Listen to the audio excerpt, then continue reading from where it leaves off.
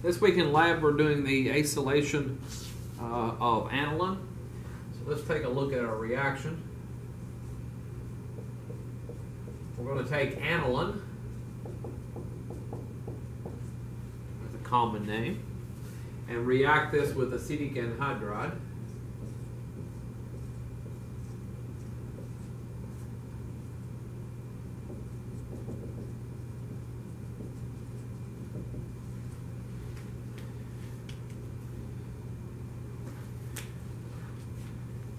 The aniline is serving as a nucleophile. This is going to attack one of our carbonyl groups. It does not matter which one you go to.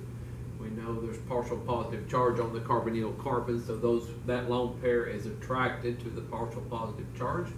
We kick our electrons up onto the oxygen.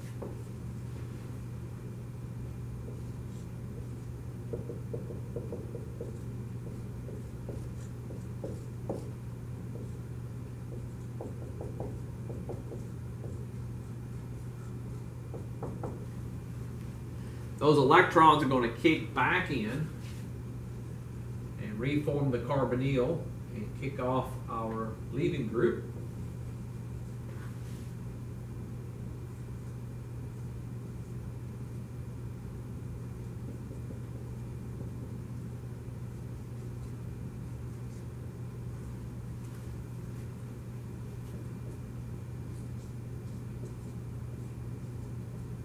Kicked off the carboxylate ion.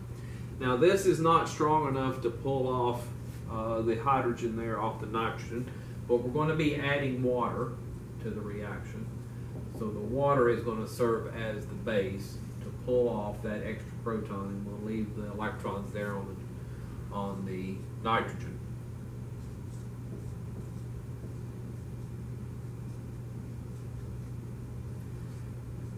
And that gives us our product here. Now, the water is grabbing the proton, that's going to make a hydronium. And then the other purpose for the water is it will dissolve the carboxylate ion so that we can get rid of that. Okay, so that's our mechanism for this week. Let's take a look at our procedure. So the procedure says in a dry reaction tube, place the amount of aniline and acetic anhydride that's listed there in a boiling chip. The dry reaction tube doesn't need to be oven dried. Just make certain there's not large amounts of water visible in the reaction tube. Just make certain it appears to be dry just by the eye. You're going to reflux that for 8 minutes. So wet paper towel around the top. We know how to reflux, so that everything falls back into the original flask. After the 8 minutes, make certain that 8 minutes is while it's boiling. It needs to boil for 8 minutes, not when you first set the thing up. It needs to reflux for 8 minutes, so it needs to be boiling for 8 minutes. Time that carefully. At this point, we're going to add water dropwise while it's still hot, while it's still heating, until all the product is in solution. So you'll probably have a solid at this point, and you're going to keep adding water until everything's dissolved. Do that dropwise so that you don't add in too much water. You're going to take it off the heat, allow it to cool to room temperature, and once it's to room temperature, then cool it more in an ice bath. You're going to take and remove the solvent using a Pasteur pipette. And we did this last week in lab, so let me just refresh your memory. So you should have solid in your reaction tube, and we just want to get rid of the liquid using a Pasteur pipette. So in your reaction tube, you've got liquid, and you should have crystals of your product. So take your Pasteur pipette, mash the bulb in, drive it all the way to the bottom of the reaction tube where it's touching the bottom of the reaction tube, and then slowly release the bulb, and it should suck up the liquid and leave all the crystals behind. So we will remove the solvent with a pipette and leave the crystals behind. The solid that you get, the crystals that are left, you're going to recrystallize that from water.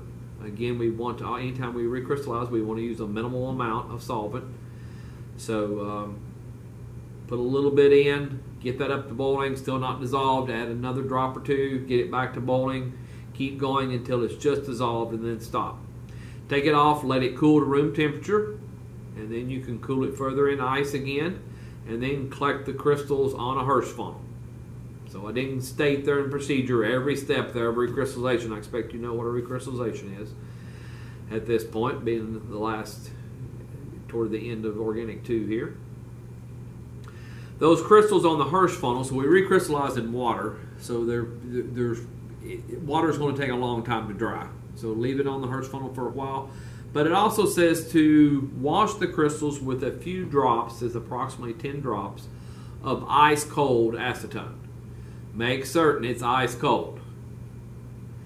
That ice cold acetone will help us get rid of some of the water off of it.